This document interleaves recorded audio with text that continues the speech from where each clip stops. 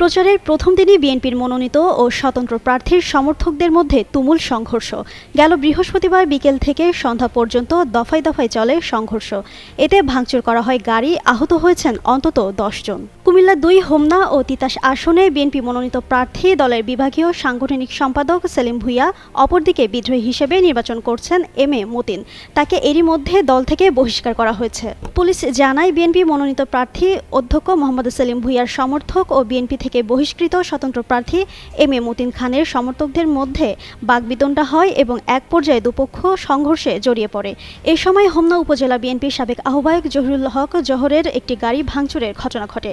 সংঘর্ষের খবর ছড়িয়ে পড়লে হোমনা বাজারের অধিকাংশ দোকানপাট বন্ধ হয়ে যায়। আতঙ্কে ব্যবসায়ী ও সাধারণ মানুষ দিকবিদিক ছোটাছুটি শুরু করেন। আহতদের স্থানীয়রা উদ্ধার করে হোমনা উপজেলা স্বাস্থ্য কমপ্লেক্সে ভর্তি করেন। পরিস্থিতি নিয়ন্ত্রণে পুলিশ ও সেনাবাহিনী যৌথভাবে ঘটনাস্থলে গিয়ে অভিযান চালায়। হোমনা থানার ভারপ্রাপ্ত কর্মকর্তা মোর্শেদুল আলম চৌধুরী বলেন, পরিস্থিতি নিয়ন্ত্রণে আছে। এ ঘটনায় এখন পর্যন্ত 5 জনকে আটক করা হয়েছে। বাকিদের গ্রেপ্তারে অভিযান অব্যাহত রয়েছে।